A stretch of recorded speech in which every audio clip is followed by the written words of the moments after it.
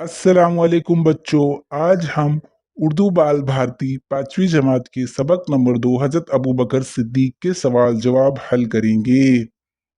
तो पहले हैं, दर्ज झैल अल्फाज में से मुनासिब लफ्ज चुनकर जुमले पूरे कीजिए।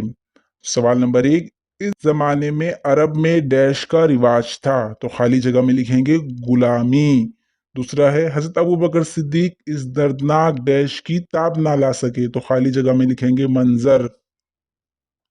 उसके बाद है, मदीना पहुंचकर हजरत अबू बकर सिद्दीक एक आम डैश की जिंदगी गुजारने लगे, तो खाली जगह में लिखेंगे मुहाजिर।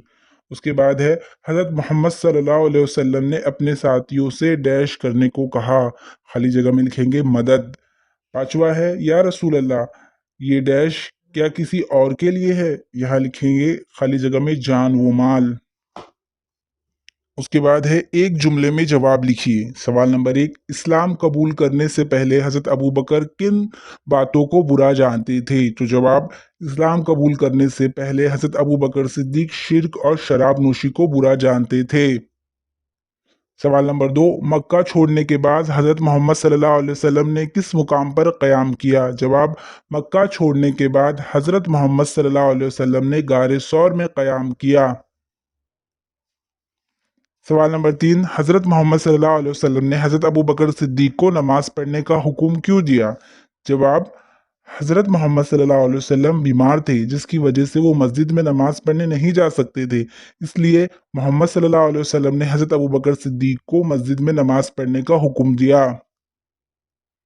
उसके बाद चौथा है, हज़रत मोहम्मद सल्लल्लाहु अलैहि वसल्लम की किस बात पर हज़रत अबू बकर रोने लगे, जवाब, हज़रत मोहम्मद सल्लल्लाहु अलैहि वसल्लम ने जब फरमाया, बेशक जान और माल के लिहाज से हज़रत अबू बकर सिद्दीक से ज़्यादा किसी का मुझ पर एहसान नहीं। आप सल्लल्लाहु अलैहि वसल्लम की ये बात सुनकर हज़रत अबू बकर सिद्दीक रोने लगे। पांचवा, हज़रत अबू बकर सिद्दीक को कहाँ दफन किया गया, जवाब, हज़रत अबू बकर सिद्दीक को मस्जिद नबवी में मोहम्मद सल्लल्लाहु अलैहि वसल्लम के पहलू में दफन किया गया।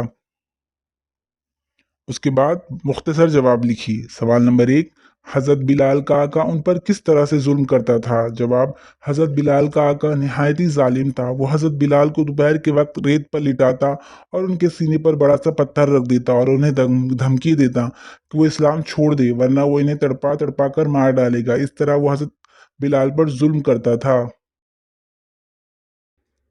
सवाल नंबर 2, हज़रत अबू बकर सिद्दीक ने हज़रत बिलाल को जुल्म व सितम से किस तरह निजात दिलाई, जवाब, हज़रत अबू बकर सिद्दीक ने हज़रत बिलाल को खरीद कर आज़ाद कर दिया। इस तरह उन्होंने हज़रत बिलाल को उनके जालिम आका के जुल्म व सितम से निजात दिलाई।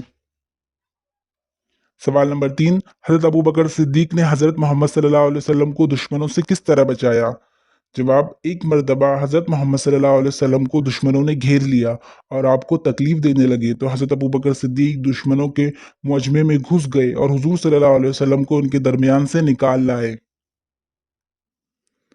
सवाल नंबर 4, हज़रत मोहम्मद सल्लल्लाहु अलैहि वसल्लम ने हिजरत क्यों की, जवाब, जब मक्का के लोगों ने मोहम्मद सल्लल्लाहु अलैहि वसल्लम पर जुल्म और ज़्यादती की हद कर दी, तो आप सल्लल्लाहु अलैहि वसल्लम ने अल्लाह के हुक्म से मक्का से हिजरत की।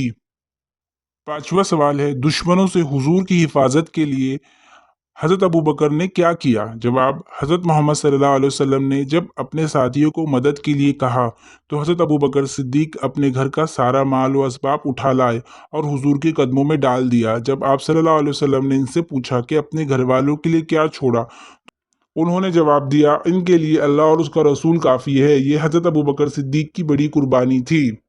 सवाल नंबर 6 है, हज़रत अबू बकर सिद्दीक ने खलीफा बनते ही लोगों से क्या कहा, जवाब, हज़रत अबू बकर सिद्दीक जब खलीफा बने तो उन्होंने लोगों से कहा, ए लोगों, मैं तुम्हारा हाकिम बनाया गया हूँ, लेकिन मैं तुमसे बेहतर नहीं हूँ।